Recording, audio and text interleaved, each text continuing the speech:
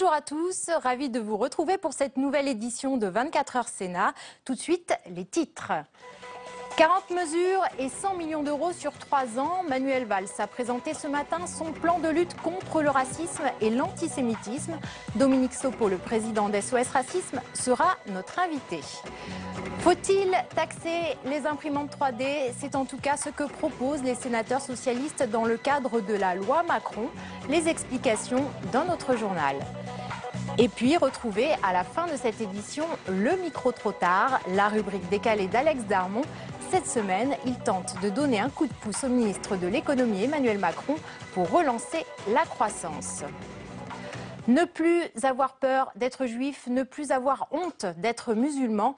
Je vous le disais en titre, Manuel Valls était aujourd'hui à Créteil pour présenter son plan de lutte contre le racisme et l'antisémitisme. Il a déploré l'augmentation insupportable des actes racistes en France. On l'écoute. Il n'y a pas de fatalité à laisser s'installer les préjugés et la violence de l'exclusion. Il y avait urgence à passer de l'indignation. Elle est nécessaire, mais elle est souvent insuffisante, à l'action. Être raciste, antisémite, xénophobe, c'est commettre un délit. C'est inscrit dans notre droit. Ceux qui y contreviennent doivent être sanctionnés. Cette règle mérite d'être rappelée. Et il n'y aura aucune indulgence, aucune hésitation dans son application. 100 millions d'euros sur 3 ans, un numéro vert, une campagne de communication. Pour lutter contre le racisme, Manuel Valls a présenté 40 mesures autour de la justice, de l'école et d'Internet. Les détails avec Paul Bouffard. 100 millions d'euros sur 3 ans, avec 4 grandes priorités. D'abord, le droit. À l'avenir, le racisme et l'antisémitisme seront une circonstance aggravante pour les crimes et délits. Ensuite, Manuel Valls veut accélérer la lutte dans le domaine numérique. La passivité sur Internet, c'est fini, selon le Premier ministre. Une unité nationale de lutte contre les contenus illicites sera créée au ministère de l'Intérieur. Des e-rappels à la loi mis en place pour décourager la récidive. Autre champ d'action, l'école. Manuel Valls veut renforcer la formation des enseignants. Une visite d'un lieu de mémoire sera organisée à chaque étape de la scolarité.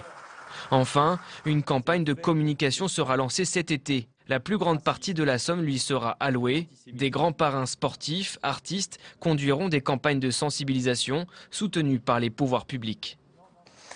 Et pour parler de ce plan, nous recevons Dominique Sopo. Bonjour Dominique Sopo. Bonjour. Vous êtes président d'SOS Racisme. Alors un plan de 40 mesures, une enveloppe de 100 millions d'euros sur 3 ans. Est-ce que vous êtes satisfait ? En tout cas, on peut être satisfait du fait qu'il y ait le retour d'une parole de l'État sur des sujets qui le concernent éminemment, parce que la République, c'est l'égalité, c'est le vivre ensemble, c'est le refus du recul des logiques de fraternité qu'on voit dans notre pays depuis des années.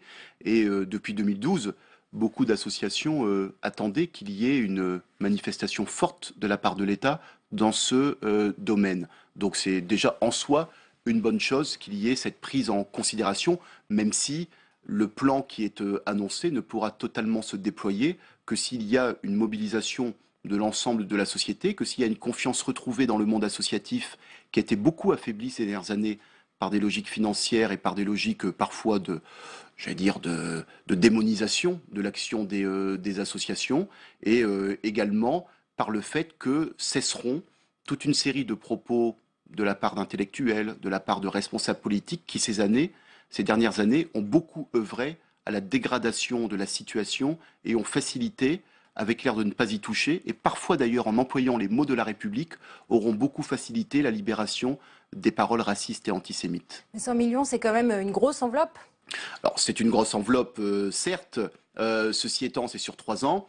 Comme vous le dites, ça ira essentiellement dans de la communication, donc pour le monde associatif qui a été très fortement frappé sur le plan financier sur la fin du quinquennat de Nicolas Sarkozy et qui n'a pas retrouvé de souplesse budgétaire à son endroit dans les premières années du quinquennat de François Hollande.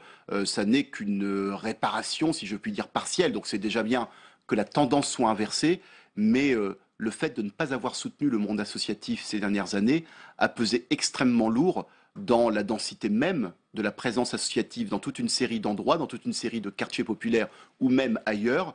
Or, les associations, c'est extrêmement important puisque c'est ce qui permet de mettre en mouvement la société, d'offrir des espaces de débat, de dialogue, de formation à l'esprit critique, d'intégration de grilles de lecture de la société et de capacité à porter des revendications. Et je pense notamment à la question des quartiers populaires, qui sont quand même beaucoup écrasés depuis plusieurs années, avec une très grande difficulté à porter une voix par rapport aux difficultés qui sont les leurs au quotidien en termes de discrimination, en termes de ghettoisation.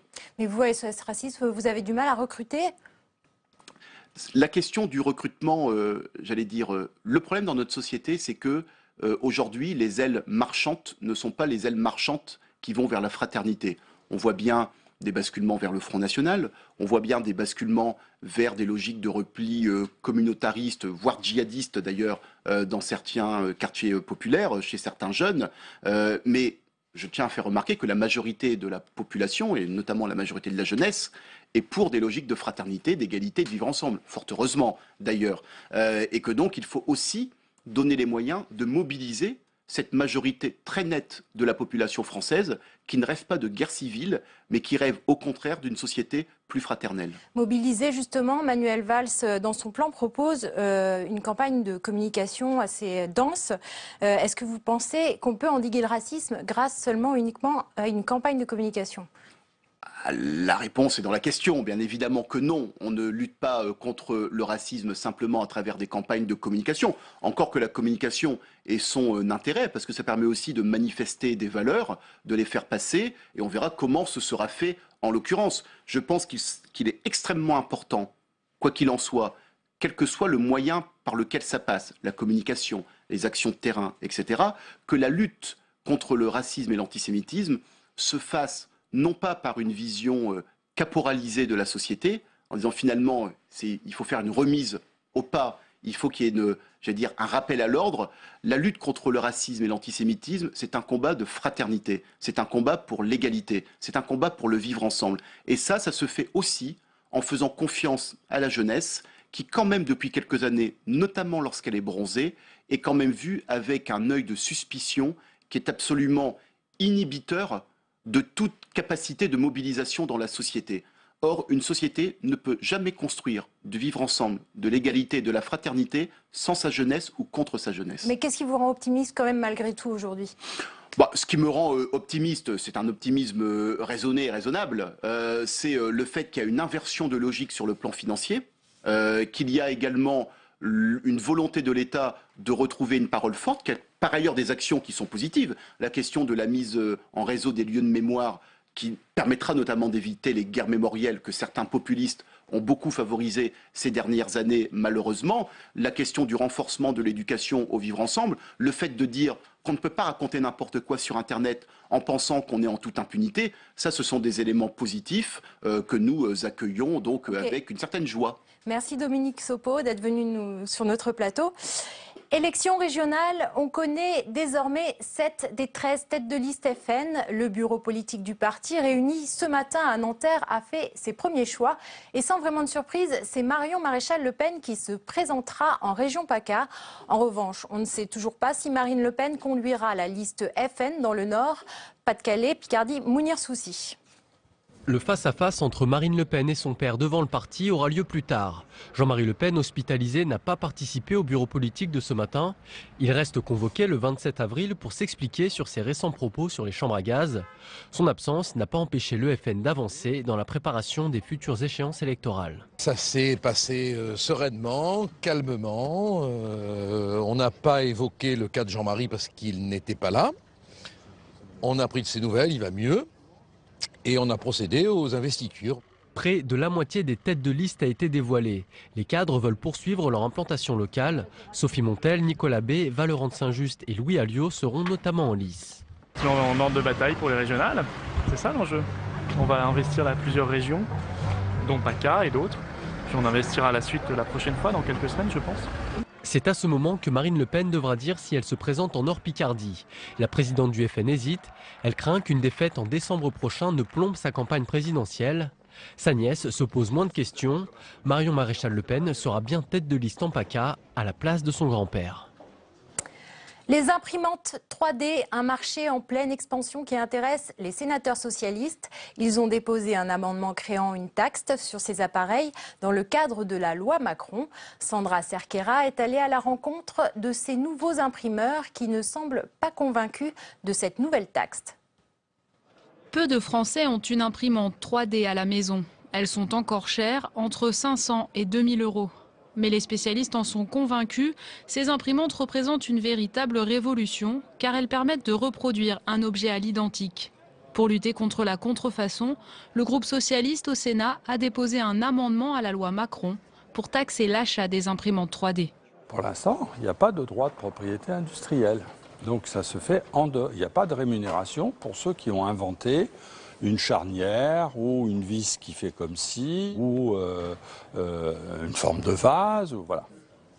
D'où l'idée d'appliquer la redevance pour copie privée aux imprimantes 3D, pour rémunérer les auteurs qui seront victimes de piratage ou de copies par les machines 3D.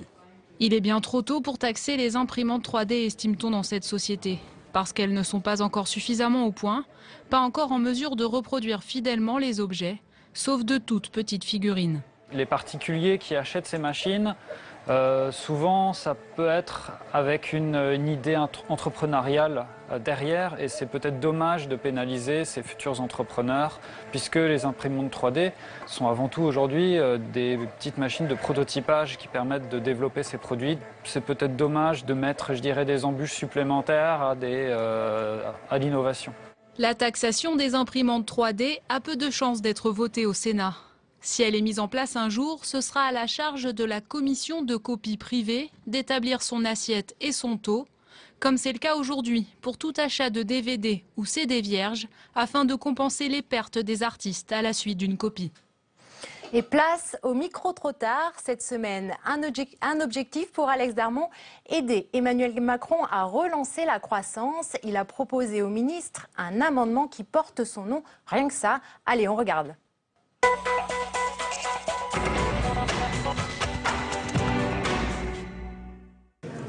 Il est quand même beaucoup mieux depuis qu'il prend son verre de lait tous les matins. C'est le candy up, ça. C'est le candy up.